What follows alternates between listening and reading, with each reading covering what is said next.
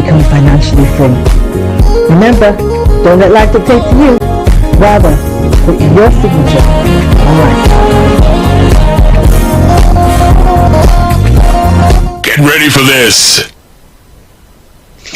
Good afternoon, everybody, and welcome once again to the Bebe Means Business Show. So glad that you're safe and well, and you're able to join us again today. For those of you who don't know who I am, or you're joining us for the very first time, I'm your host, Bebe Clement, and you are welcome to the Business Show of the week. This is the place that you come when you want to get all the information and all the advice and the tips that you need to be successful in business and to become ultimately financially free. I want to welcome you once again today, and just to let you know that we're going to be doing something slightly different today, and I'll tell you the reason why in a minute. Okay, so a few weeks ago, there were some statistics that I read to my viewers, and over 70% of adults globally are financially illiterate. That means we don't know how to make money. We don't know how to keep it when we do make it. We don't know how to grow it. And we don't know how to protect it and preserve it for generations to come. So there's no wonder, really, that the majority of us are struggling in our financial lives. No wonder at all if that is indeed the situation. So I thought I'd do a show that would help us slightly to come away from that and to educate us a little bit more in the area of financial literacy. So in order to do so, I've invited a couple of my friends along, but before I introduce them, just wanted to let you know that if you want to connect with me online, these are the ways in which you do that. So you can connect with me on Twitter, for those of you who like Twitter. My Twitter handle is @BebeClement. And if you're more into Instagram, it is @Bebe_Clement. That's @Bebe_Clement. So, yes, so we're going to be doing a money quiz today. It's going to be something slightly different. And I really want you guys to get involved. So, particularly those of you who are watching through Facebook, you can get involved in this money quiz. And if you know the answers to any of the questions, just put it in the chat. And I've got lots of lovely prizes here for you today. Lots of lovely prizes. Lots of materials that are going to help you in your entrepreneurial journey. This one is how to hold on to your day job while running a successful business. This one is financial planning, personal financial planning, and then we have empower to prosper. Some financial tips from with a little bit of some talk there as well. Financial tips there as well. Okay, so as you can see, we're having some technical problems, so bear with us. And that's also the reason why we started late, because we're having some so we'll definitely get there in a little while, don't worry about it. But it'll be worth the wait, as it always is. Okay, so first of all, I'd like to introduce my friend. And I want to thank you for taking the time to join us. I've got two friends with us on the section today. Bebe, do you want to go first? Ladies first. Do you want to go first? Bebe, do you want to introduce yourself and tell us what you do? Yeah, hello all. Bebe, thank you for the invite. I'm quite delighted to be here. I think you've mentioned, I belong to one of the groups you had referred to. Like you said, some know how to grow, some don't even know how to grow, some grow and don't know how to protect. You know, I kind of belong to one of it, but my name is Bumi Iyere. I work for the Caribbean and African Health Network as the locality engagement lead, covering Bolton, Berry, and Wigan. Basically, it's about bringing the community, the Black and Caribbean community together. Yeah, thank you. Hope that is enough. Yeah. Thank you for taking time out of your schedule to be with us. Thank you. And Kay, do you want to introduce yourself? Kay, you're looking upside down. I'm not sure if that's how you're okay, there we go. Okay, so Kay, do you want to introduce yourself? Well, thank you very much, everybody. Dear listeners, my name is Coyote Olati Bidia. Thank you for inviting me. I think your records, the record you told us earlier that you read, that's 70% of the world population are financially illiterate. I think that record is wrong. I think we are more than that because, as you know, I'm the president of that club. So our membership record says that is wrong. So I think you are about 7%, right? Absolutely, Kay. I agree with Kay. I'm one of them. Well, in all honesty, or in all fairness to us, I don't think it's totally our fault because the education system doesn't teach us much about finance. You know, I was thinking about this today while I was preparing for this show, and I was thinking about all the useless information that I was taught in school. I remember spending ages learning how to dissect a frog. Guess how many times I've had to dissect a frog since I left school? So I don't think it's always our fault, to be honest. But yes, it hasn't served us well. You would think that would be a priority. I actually think, I know people think I'm kidding, but I actually think it's done on purpose. I think it serves those at the top not to teach us about how to make money, because then, you know, they can continue to get richer while the rest of us continue to get poorer. But we're going to beat them at their own game today. We're not having that anymore. So I want to thank you very, very much for coming along. Are you guys ready for the quiz? Yes, I'm ready. Okay. I just want to say that, you know, it's not the right and wrong that we're really looking for right now. What we're looking for is to generate debate around some of the issues that we're going to discuss, if that's okay. Okay? All right. So, and I say that particularly for those of us whose children are watching. So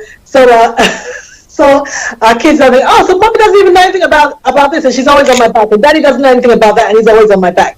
So just to let you know that it's not the right and wrong that we're looking for per se. We're just looking to generate the debate around the issues. Okay, so let's go. We're going to start with Bumi. I think the first question is going to go to you. But before I actually do the question, I just want to let everybody know that this is a live show. And so we definitely want you to get involved. If you do want to hook up with us or discuss anything that get involved in anything we're talking about today, you can contact us on our Twitter handle, which is @StarRadioUK. Or if you're looking through, watching us through FB, Facebook, that is Star Radio UK. And of course, the phone line is 07539 661 744. That number again, 07539 661 744. Okay, are we good to go? If we're good to go. Bumi seems to have disappeared. So shall we start with Kay until Bumi comes back? All right, Kay. Yes, so question number one. Question number one. Here we go. What kind of economic system does the UK operate? Right, I'm going to move my camera a bit because I think I'm upside down again. Yeah. All right. What kind of economic system does the UK operate? And I'll give you the options. The options are A, a planned economy, B, a capitalist economy, C, a mixed economy. Well, I would say that it's a capitalist economy, but really it's actually a mixed economy. A mixed economy. Yeah. All right. Why do you think it's a mixed economy? It is mixed because there are a lot of policies, government policies that tends to encourage or give support for those who are not at the level who can take care of themselves, if you like. For example, a capitalist economy will not necessarily favor. There wouldn't be anything like unemployment grants and all that. So incorporating that is tending to help those who are not able to take care of themselves for whatever reason. Okay. All right. I'm going to disagree. I'm going to disagree. Okay. Now, first of all, I just want to let our listeners know what exactly a planned economy is. Okay. A planned economy is one where the investments and income is determined by the state. That's a planned economy. A capitalist economy is one where all the factors of production, land, labor, and capital are privately owned and controlled by a very small group of people. actually we have a capitalist economy. And a capitalist economy doesn't necessarily negate assistance for those who are less vulnerable. And if you think about something like somewhere like America, America still has a welfare system, but it is the most capitalist economy in the world. But the important thing is to know what each of those mean and what your role is in relation to that, and which of course has an impact on how you make money. So I think for our listeners, the most important thing to know is that those who control the factors of production are the ones who make money in a capitalist society. It's not necessarily those who are educated. And I think now it's very clear that we in some ways have been, I don't want to use the word misled, but we've kind of bought into something that has proven itself not to be true. Kay, you and I, we belong to the industrial age, and you know how it was in the industrial age. You were told, finish school, go get a good job, you be in that job for the next 20, 30 years, and you climb your way up the corporate ladder, and then you somehow become, and at the end, find a pot of gold at the end of the rainbow and become financially free. But we found that that's not necessarily true. Which is why a lot of us are struggling or having to reinvent ourselves or re-educate ourselves in our latter years. So it's important that we know what kind of economy that we're living in. The most countries in the world now, most, not all, but most countries in the world practice some form of capitalism, And the important thing to know is whoever controls the factors of production, whoever owns the land, owns the labor, owns the capital, those are the ones who become rich. Okay, is Bebe back with us? Yeah, I am. You are? Okay. We can't see you, but we're just going to ask you the next question. Oh, okay? Yeah. All right. So here's the next question. Are the following statements true or false? Are the following statements true or false? 1. A freehold is the same as a leasehold. Is that true or false?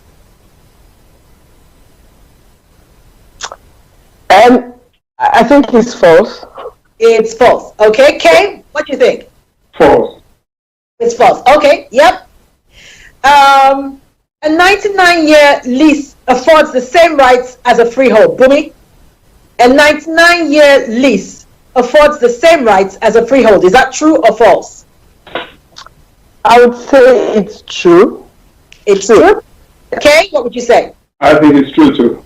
You think it's true. Okay, and the third one is a leaseholder must agree to a change in service charge rates for them to be introduced. A leaseholder must agree to a change in service charge rates for the freeholder to introduce them. Is that true or false? Woman?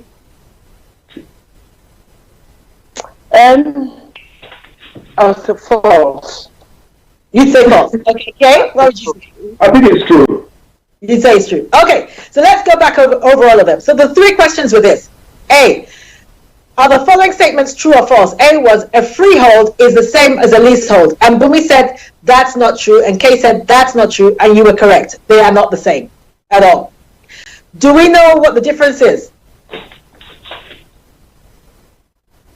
Do you know what the difference is between a freehold and a leasehold?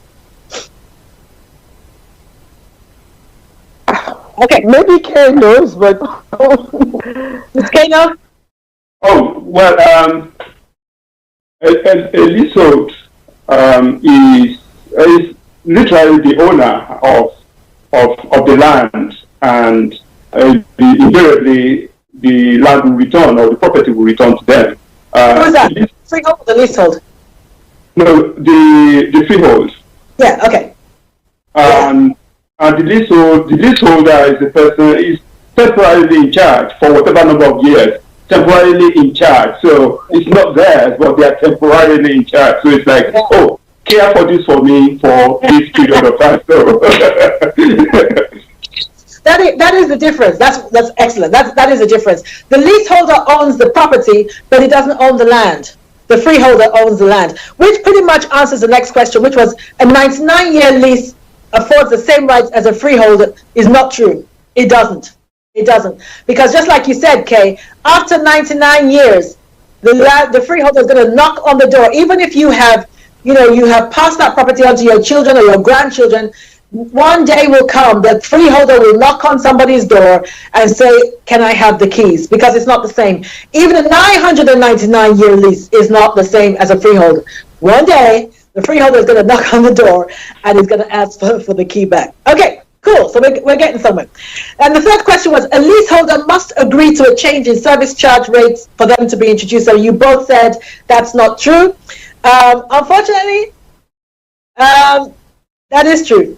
Oh no, must agree to it. No, you're right. It's not true. I'm so sorry. It's not true. He doesn't have to agree to it. So a freeholder can increase the service charge any way he likes. A freeholder can increase the ground rent any way he likes.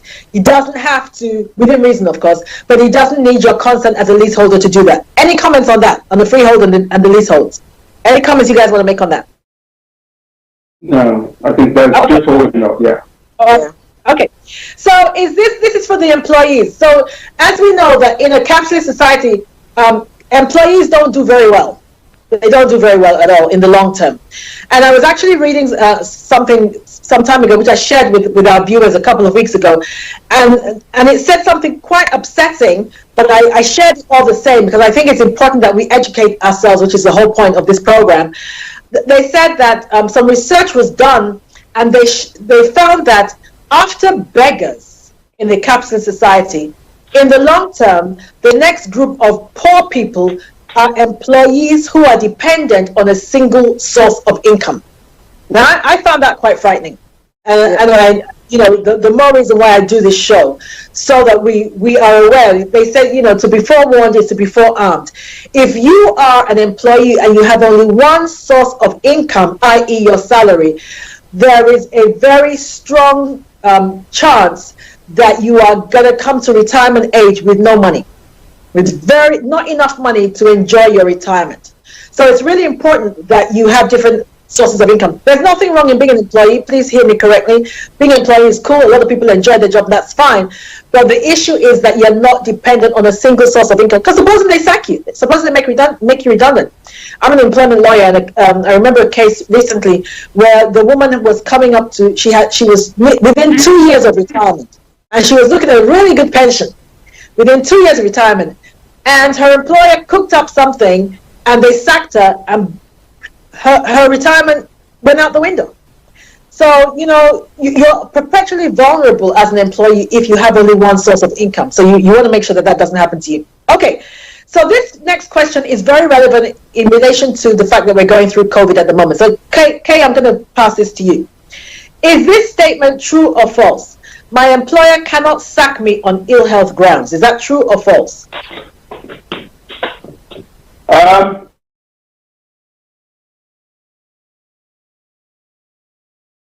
False. It's false. Yay!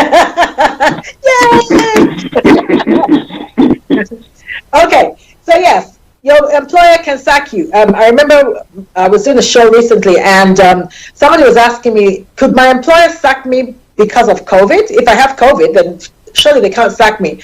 They can. You get paid because of your ability to work. That's what they're paying you for, your ability to work. So if that ability to work is hampered, then they can get rid of you. In fact, capability is one of the legal grounds, one of the 5 legal grounds in which you can be sacked. So you could have worked for your employer for 20 years, given faithful service, not had a day off sick. Your marriage is broken down because you're always at work, and you neglected the family and everything like that, trying to climb up that corporate ladder, and then you can become ill. And within a short period of time, they can sack you.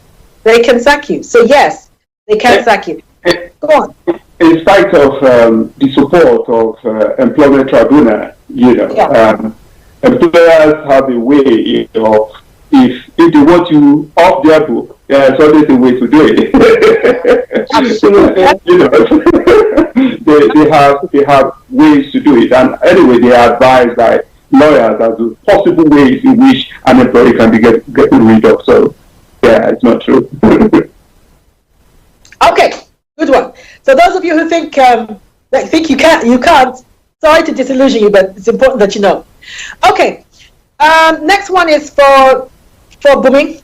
Which of the following is an appreciative asset?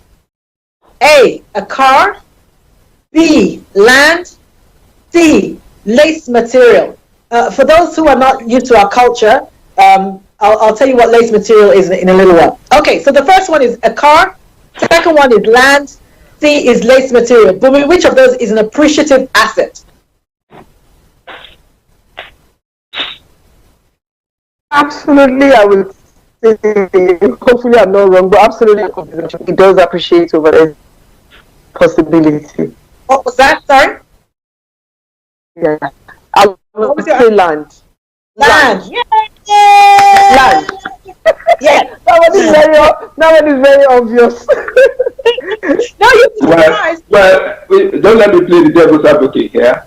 No, seriously, in a joking manner. We get this thing. For example, if one was to sell a car in different parts of Africa at the moment, and I think maybe this is what confuses some of us, to sell a car that we bought for some price, and a few years later, because of the value of our currency, it looks as if it has appreciated. They sell it more than they bought it, but really it is not. I'm just saying, just jokingly. Yeah, okay. All right, so a car is not an appreciative asset at all, ladies and gentlemen. The reason why I have that question in there is because a large percentage of our community tend to spend money on things that are not appreciating. And if you spend a large amount of your money on things that are not appreciating, it is very unlikely that you become wealthy. So a car, for instance, if you buy a new car and you take it you drive it out of the car showroom and you drive it down the next street and you turn around and you come back and you want to sell it back to them, the price that they will offer you is at least 25% less than the price that you just paid within the last 20 minutes. Because a car depreciates by about 25% the minute you drive it out of the car showroom. So don't spend unnecessary money buying expensive cars that you can't afford to impress people that don't like you. The second thing is, I just want to give a definition of an asset, really. There's no magic or convoluted definition of an asset. An asset is anything, an appreciative asset is anything that puts money in your pocket. That's what it is. And a liability is anything that takes money out of your pocket. Now, I know some of you are thinking, well, in that case, by that definition, my wife is definitely not an asset. but that aside, a car is not an asset. Lace material. Now, again, like I said, lace material in my culture, and I'm Nigerian, lace material is the tradition, pretty much what we wear to functions, for occasions, and we spend a huge amount of money on lace material. It is not an asset, ladies and gentlemen. So again, if you are serious about creating wealth, you really have to hone in on things that are going to put money in your pocket and not things that are going to depreciate over time. Lace material is not an asset, so don't spend all your money doing that. Land is an asset, and there is hardly a time that land does not appreciate in value. Hardly ever a time. And included in land will also include property. Property, of course, is an asset. And except there's a property crash, whereby would be a good time to buy land anyway, except it's a property crash, property appreciates. You don't even have to do anything to it. Market forces will make it appreciate. I remember the first house that we bought our first house for $53,000 and we sold it 8 years later for $180,000. So it appreciates. We didn't do nothing to it. Just market forces will make it appreciate. So the point I'm trying to make is, if you are serious about creating wealth, you need to start looking at your spending habits. What am I spending money on? Appreciative assets or liabilities? Okay. All right. So the next question is for, who was that one for? That was for women. So the next question is for Kate.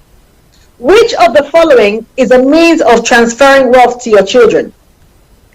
A, life insurance policy. B, a valid will. C, a freehold or leasehold. D, all of the above.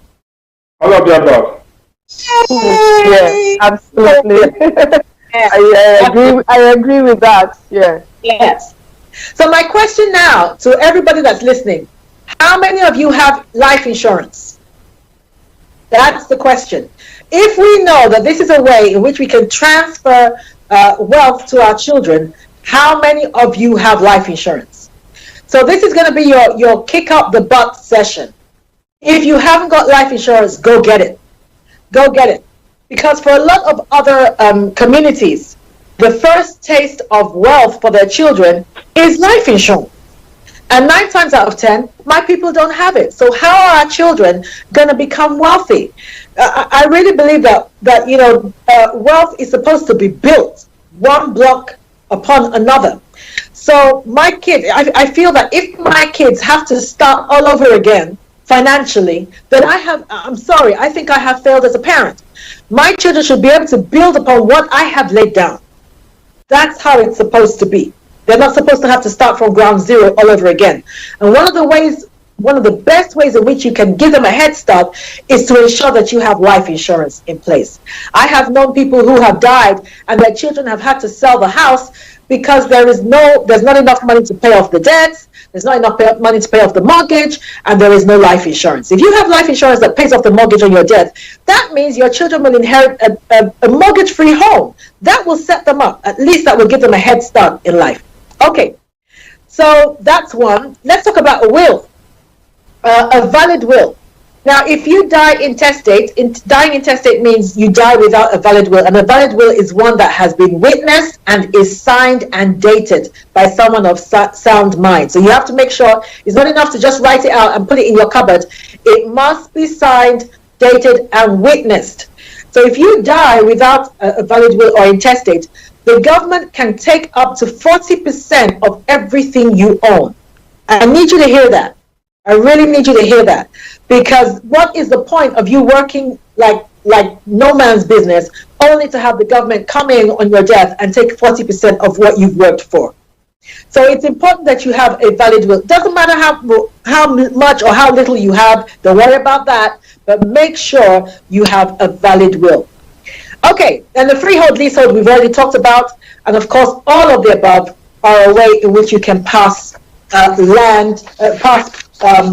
money or wealth to the next generation. Okay, the next question. Question number 6. We're not going to take any breaks because I think this is important. I want us to get through this. Question number 6. Boom, is it your turn? Okay. Okay. We're doing great, guys. We're doing great. All right, so when starting a small business, and as you know, a small business is one of the ways in which you can build wealth. When starting a small business, which of the following do you need? All right? A solicitor. B, an accountant or a bookkeeper. C, a secretary. D, your pastor. So which of these do you need when you want to start a small business? A solicitor. B, an accountant. C, a secretary. D, your pastor. Which of these do you need, Rumi? I would say an accountant, and that's what I would say. I don't know if he's right, but an accountant, yeah. Yes, I agree. You either need an accountant or a bookkeeper, yes. I think you also need a solicitor as well. I would encourage you to have someone look over the legalities of your business. Also make sure that it's the right model, because sometimes people start a business and there's nothing wrong with the business, but they go under because it wasn't the right model or it wasn't the right fit for them. So it's an idea to get a solicitor to have a look at it. Particularly if you're going to get premises, then I would encourage you to have a solicitor look over the lease, at least for you. Oftentimes we get ourselves into trouble because we haven't had professional services. And the reason why I have that question in there is because oftentimes my people don't understand the importance of professional services. They think that they are expensive. They're expensive for a reason, ladies and gentlemen, but they save you a lot of time and energy and dismay in the long term. So it's important that you have them. Bumi, you're right. You don't necessarily need a secretary. No, you don't. But here's the big one, particularly those of you who are of the faith. Many of you think you need your pastor to pray for 6 months, or to lay hands on your business plan, or to even sanction the business. I've known people who have walked away from a good or a viable business because their pastor was in disagreement with it. Now, I'm not saying you shouldn't listen to your pastor. That's not what I'm saying. But it should not be the deciding factors, particularly if he doesn't know anything about business. You should watch where you're getting your advice from. So you do not need your pastor to sign off on your business dreams. Okay. All right. So number 7. Whose turn is it? Okay. Here we go. So when you are starting a business, which of the following steps are imperative or essential for you to succeed? A, you must do your market research. B, you must identify your client base. C, you need a large amount of funds. D, you need business premises. E, you need staff. So let's go back. Do you need to do market research? Yes, ma'am. 100%. 100%, yes. What kind of things do you find out when you do market research? Market research is essentially it's about asking what I want to do, who are my clients, where would I get them from, Yes. who are my competitors, Yeah. how are they doing the business, what do they charge,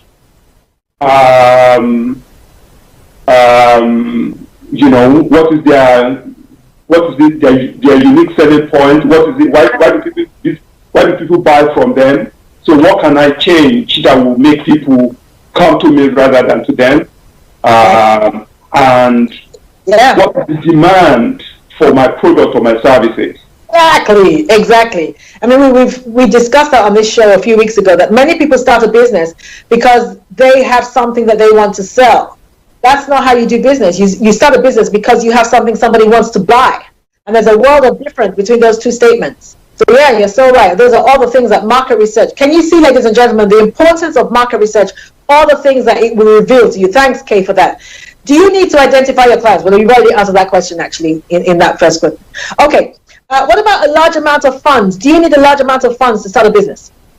No, it depends on the business. I mean, nowadays, a lot of people. Maybe I should say this. Many years ago, a young man, I think his name is Bebe, who started the scooter boy. They called him. The guy was just 12 years old when he saw these scooters. He saw it online and he told his parents that he would want one of those. And to cut long story short, this boy started that business without money, because he wanted one, but the company in America decided they wanted to give him one to demonstrate as the marketing, for them to market for them in the UK, because they see that if he's riding around town, very many other kids will want something like that. So this boy started the business literally with nothing, and he became, he made so much money from it. So you don't need large ones, especially, there are ways of making things now, especially in this age of technology. Yes, you're so right. I remember that young man. I was fascinated I watched a documentary on him some years ago. I was fascinated. He was just phenomenal. And like you said, he became a millionaire. It was phenomenal. Yeah. Okay, and then the last one was, do you need business premises? I can advise anybody who wants that. Now, because of my own experience, because of my own difficulty of what I had when I wanted to start business many years ago, and I decided to go for an elaborate business premises, and thinking that was what I needed.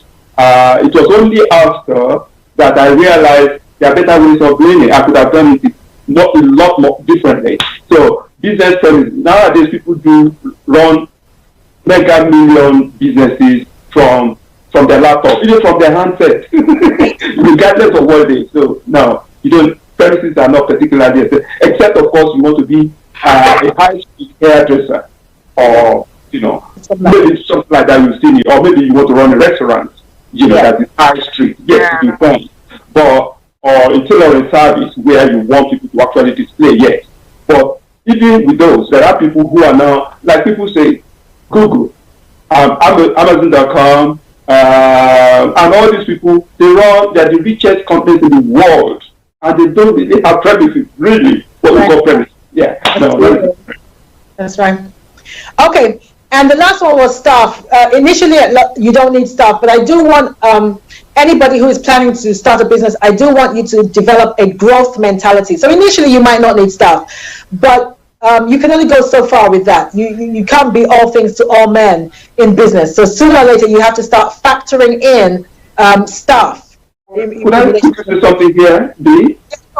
Yes, as for staff, actually what you have said, the question you asked me earlier, that is about employ the services of professionals. they literally become your staff. You know, if you have a secretary, I mean, if you have an accountant or a bookkeeper, that's already your staff, but it's not on permanent employment. It's not as if you are employed there permanently, but because you are making the secretary, the solicitor, to go through reading of the legal documents, and you are making the bookkeeper to look over your books, which is going to save you a humongous amount of money, stress, and there's so much, you know, that these people bring in. So if you have them on retainership, you know, it is the business, it is the day they come to work for you, or whatever they charge per hour, they are your staff. So that is the thing. But you don't really need to bring one in to permanently come and sit down at the beginning when the business is not going really. So I think, Perfect point. Absolutely, really valid point. Yes, that is your power team. That is your power team, even though they're not on your payroll. You're so right. Good. Thanks for that. They're kind of on your payroll, if you know. Okay. That's what I think. Yeah. Okay.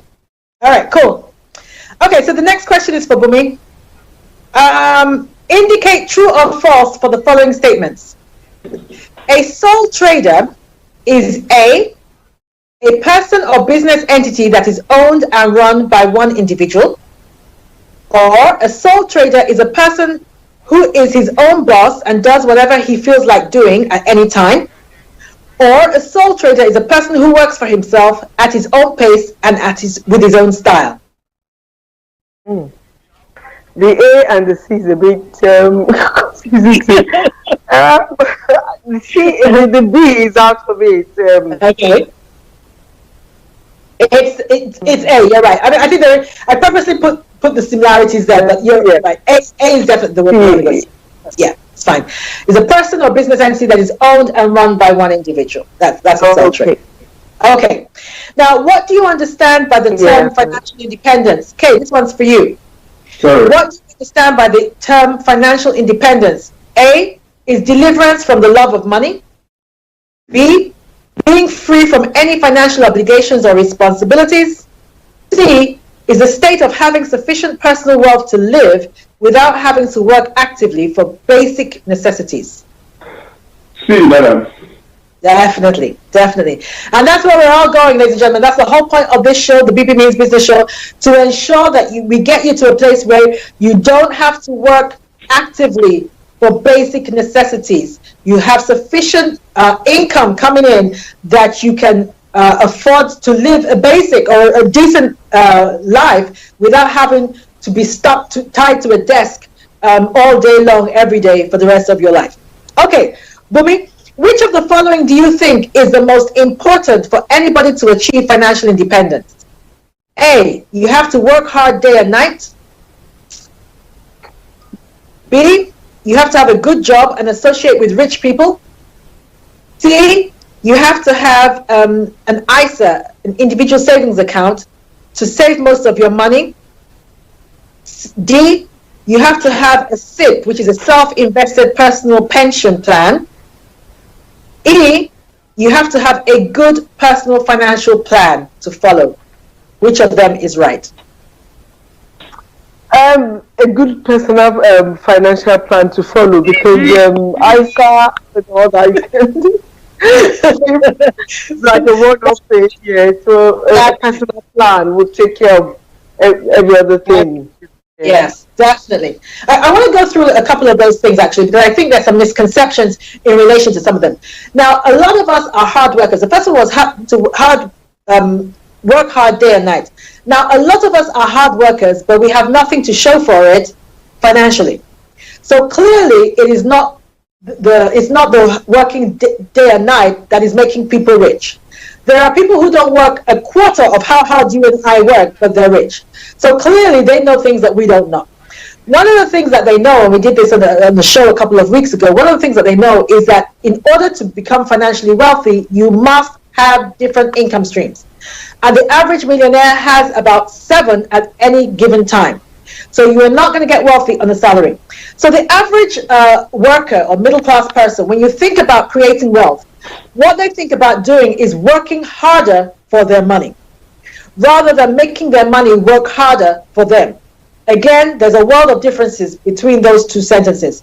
The average middle class or working class person works hard for their money. The average capitalist, millionaire, rich person, whatever you want to call it, makes their money work hard for them. Now, I'm currently reading a book called The Richest Man in Babylon. I know I'm late in getting to it. Most people have already read it, but I was late in getting to it. But somebody, my best friend, bought it for me as a present last year, and I'm reading at the moment. But one of the principles that came out of that book was that you pay yourself first, and you invest that which you pay yourself. You don't eat it, you don't spend it, you pay yourself first. So I would strongly encourage that principle to be adopted by you. Whenever you get your money, if you're somebody who tithes or does something like that, then you tithe. After that, before BT gets their money, before your mortgage people get their money, take out at least 10% of that money and put it to work. What do I mean put it to work? Invest it in something. Either invest it in property, invest it in shares, invest it in Bitcoin, do peer-to-peer lending, whatever it is. But that money that you take out has got to produce, it's got to give birth. It's got to produce more money. If we don't do that, ladies and gentlemen, and we just spend everything that we earn, the chances of us becoming wealthy are next to nothing. Okay, so the next thing I want to talk about is having a good job and associate with rich people. Well, having a good job doesn't necessarily translate into becoming wealthy. And that's because of a psychological issue. The more money you earn, your wants will increase accordingly. So let's say you were on a £50,000 salary and you were happily living in a 2-bedroom flat in Thamesmead. The minute you get a job that pays 90,000, suddenly that two-bedroom flat will seem too small for you. And suddenly you realize that actually you don't like your neighbors and you don't want to live in Thamesmead. You want to live somewhere else. And as a result, you will start to spend more money. So in real terms, at the end of the day, in real terms, you are back where you started because your wants have increased with the income, which is the more reason why you have to have more than one source of income. All right, I want to get to a couple of the next questions, so I'm going to leave that one there. Okay, whose turn is it? Is it Bumi? I think it's Kate. Yeah. Kate. Okay. All right, Kate. Which of the following do you think is oh no, we've done that one. Okay, so how can we define money? Money is defined as A, cash that is available to a person to buy anything that they want. B, cash is defined as deposits in my bank plus the cash that I have in my pocket that I can use to buy anything that I want. Or money is any object that is generally accepted as a medium of exchange used to make payment for goods and services. It's a medium of exchange. The medium of exchange. Okay. All right. Now, reason why that is important is because of in the light of things like cryptocurrency. Now, a lot of people are not investing in cryptocurrency, and please hear me, I'm not a financial advisor. I'm not asking you to go invest in cryptocurrency. I have, but I'm not asking you to do the same. But it's important that we understand this. A lot of people are shying away from the opportunities that I think cryptocurrency are affording because they don't see it as a medium of exchange. We have what we call traditional thinking when it comes to what is money. And we're going to have to move away from that because, as we can see, every industry is being disrupted. And what I mean by that is, if you think about Uber, Uber disrupted the taxi industry, such that they are the largest taxi firm in the world, but they don't own any taxis. And if you didn't understand that it is a disruption, you wouldn't get the concept of Uber as a business. The same thing with Airbnb. You wouldn't have understood the concept of Airbnb as a business because you didn't understand the disruption. Now, as far as I'm concerned, cryptocurrency has just come as a disruption to the money field, just like Airbnb has done, Uber has done. As regards medium of exchange, cryptocurrency has come to disrupt the medium of exchange, traditional modes of medium of exchange as we know them. And the reason why I'm saying this is because I think I don't want you to miss an opportunity. If you've been inquiring about cryptocurrency, or you're curious about it, or you're thinking, what the heck is going on? I don't want you to miss an opportunity just because you think that money is something that you take out of your pocket and you pay for, and you use to pay for something. Could I quickly add something here? Yeah, sure. About maybe about 10, 7, 8, 9 years ago, I was in Nigeria and I was speaking to my friend's son, who was 13 at the time. This boy, his knowledge of computing was incredible. So, and you get into places on the internet that he called the dark internet. That was where this young boy was operating then. The parents didn't understand it. They were even doing everything to dissuade them, and I was encouraging them. So this was sat me down one day, I was telling about cryptocurrency. This was 2013. And a 13-year-old boy was telling me about cryptocurrency in 2013. I was saying, I listened to him, and he was telling me, Uncle, if you give me some money, blah, blah, blah, blah, blah. So then I read about cryptocurrency. I went online, I read it, I read some things about it, and I read what bankers were saying that it's rubbish, it's that, more like a scam. Now, fast forward last year, I was talking to my son, who is an investment person, and I was not saying to him, I said, my friend's son told me this in 2013, and my son looked me right in the eye and said that if you have put 100, if you have put 100 pounds, no, he said if you have put 10 pounds, then in 2013, by now you'll be worth millions. And I looked at him for the next few minutes. I couldn't say anything. I was just sitting there. Now, fast forward. Now, reading about banking, even banks are now, in a race to get into the cryptocurrency debate. And I'm thinking, really? Oh yes, definitely. I remember, you're so right. I mean, I remember a few years ago, one of my best friends, she sat me down and she said, listen, Bebe, we got to invest in crypto. I don't know what the heck she was on about. I couldn't understand it. And she gave me the concept, and to me it sounded like the emperor's new clothes. It just sounded like this is not real. I just couldn't get my head around it. Sometimes you logic stops you. So I couldn't get my head around it. But anyway, she went and invested, and at the time, even she was late in coming to the table. By the time it was 5,000. So she bought at 5,000. And the last year she sat me down, she said, Bebe, listen, you're going to have to invest. I don't care what you say, you're going to have to invest. So I was forced to go and research about it, and I invested and everything like that. I cannot imagine how much money she has made, because again, this was a few years ago, from her investment of 5,000 at that time. I mean, I got into crypto when it was 17,000. That was last year. As at last week, I know it had a dip last week, but as at last week, the beginning of last week, it was up to about 40,000. So you can imagine, in a year, how many things are you going to invest in that they're going to have that. But again, just to say, disclaimer, I'm not asking you to go and invest in crypto. I'm just sharing my experience, and and you need to take some advice from a financial advisor as regards any investment or anything that we speak about on this show. Okay, ladies and gentlemen, we're coming to the end of the program, and I just want to say a huge thank you to my guests, Kay and Bumi, for coming on the show, and for risking it, because we're all learning. Everybody is learning, and so I'm really grateful for the insight that you have brought, the comments, and the advice and everything like that. It's really been educative for me, and I'm sure it's been that for our visitors as well, our listeners as well. Do you have any closing remarks, either of you? Yes. That we can connect with. Yes. Thank you very much, Bebe, for getting me into this program, and I think.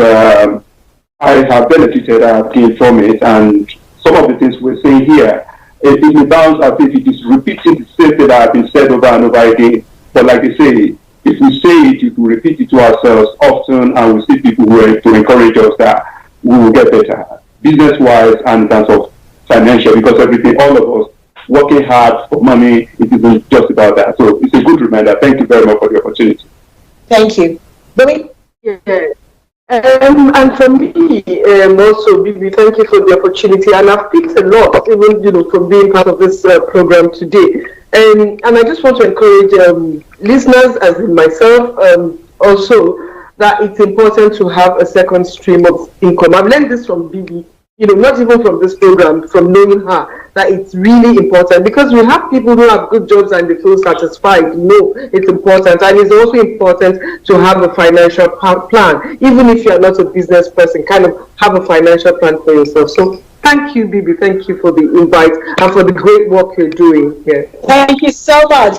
So, ladies and gentlemen, that brings us to the end of the program. Thank you very much for tuning in today. I must apologize, particularly for the late start. We were having technical issues, particularly at the beginning. I do apologize for that. Sometimes these things are beyond us, but we'll keep improving. I want to say a thank you once again to my guests, Mr. Kadi Olatsui and Bumi Yuri, for taking time out of your schedules to be with us today. For the insights and the information, thank you very, very much. Ladies and gentlemen, stay safe. Stay well. As you know, I always say, don't let life dictate to you. Rather, put your signature on life. It's your girl, Bebe Clement. I'll be here again next week, Tuesday, 1:30 p.m. Stay safe. Bye-bye. Hi, everyone.